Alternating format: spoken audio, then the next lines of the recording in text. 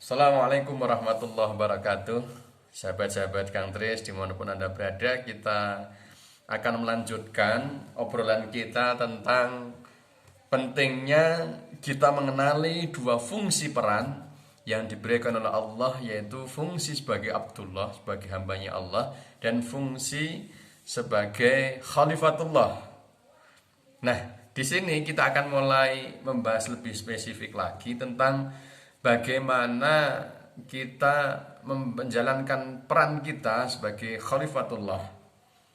Kita sudah membahas pada sebelumnya bahwa manusia itu diberikan potensi, tetapi juga diberikan titik lemah.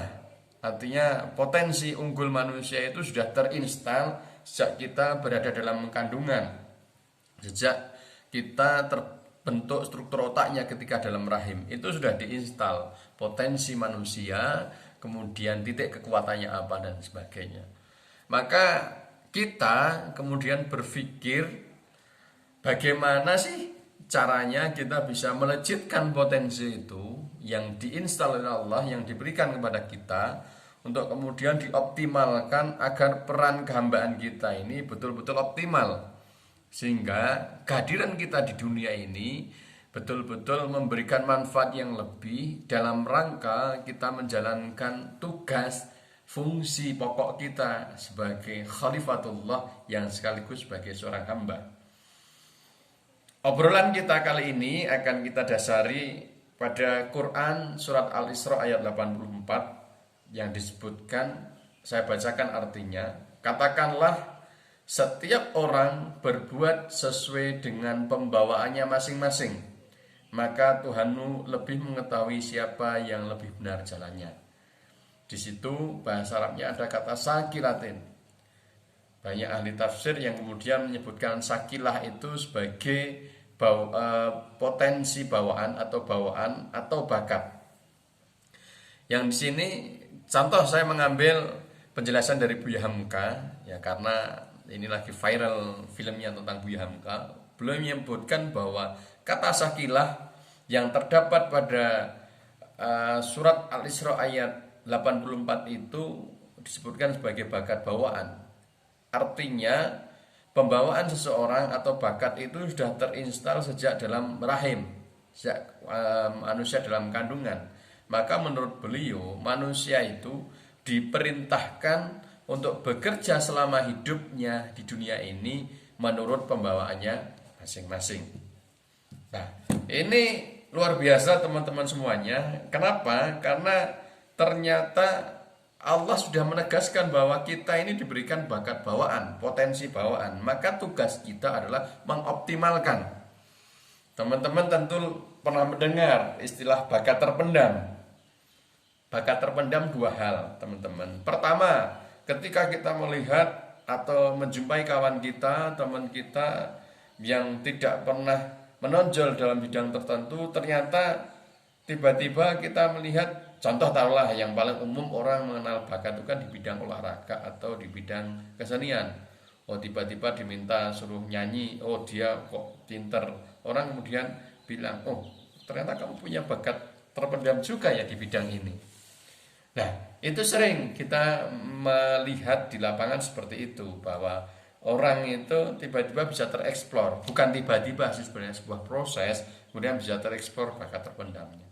Atau yang lebih menyakitkan, sahabat-sahabat semuanya, bakatnya ini betul-betul terpendam. Artinya apa? Diinstal oleh Allah sejak dalam rahim, kemudian hadir di dunia ini, ternyata bakatnya belum tergali, dia sudah keburu mati. Atau sampai tua pun dia tidak mengenali apa bakatnya, potensi unggulnya apa, kemudian betul-betul terpendam, terbawa mati. Sayang kan? Kita sudah dibekali oleh Allah, kemudian kita tidak menggali, mengoptimalkan itu, ya sia-sia. Maka sudah sewajarnya sahabat-sahabat semuanya kita berusaha, kita berpikir, merenung, kemudian kita bertanya, emang betul ya bakat bawaan ini ada? Nah, dan ini masih banyak diabaikan oleh banyak orang. Maka kita perlu untuk bagaimana menggali, mengeksplor, memasyarakatkan kembali bahwa kamu loh Kita loh itu sudah diberikan cetak biru oleh Allah. Saya sering menyebutkan bahwa pembawaan atau potensi bawaan ini semacam cetak biru atau blueprint yang didesain oleh Allah Subhanahu wa taala, karena di situ tergambar potensinya apa, keunggulannya apa, kelemahannya apa, karakter dasarnya seperti apa, itu sudah terinstal. Maka kita sebenarnya perlu menguak, perlu menggali itu agar apa? Kita bisa melihat sisi unggul kita apa, kemudian mengasahnya, kemudian mengoptimalkannya. Jangan sampai kita tidak tahu sisi unggul kita apa, tetapi kita fokus pada kelemahan kita. Ini persoalan. Nah, saya sering mengistilahkan manusia itu seperti pisau, diberikan oleh Allah sisi tumpul dan sisi tajam. Sisi tumpul itu artinya sisi kelemahan kita, sisi tajam artinya sisi keunggulan kita. Ini melekat, dua hal ini melekat. Manusia diberikan keunggulan sekaligus kelemahan. Kenapa diberikan kelemahan juga? Biar dia sadar bahwa posisinya adalah seorang hamba, maka diberikan kelemahan oleh Allah Subhanahu wa taala. Cuma persoalannya, sahabat-sahabat semuanya, selama ini kita itu terlalu fokus pada kelemahan. Ya, kelemahannya dieksplor, ditingkatkan, diusahakan agar meningkat. Sedangkan sisi tajamnya dibiarkan. Ibarat pisau ini yang diasah adalah sisi tumpulnya. Apakah bisa tajam? Ya bisa, tapi butuh waktu yang berlama-lama, yang lama sekali. Tetapi dibandingkan dengan orang lain yang mengasah sisi tajamnya, sisi unggulnya, maka orang yang mengasah sisi tumpul ini tidak akan mencapai optimalisasi diri.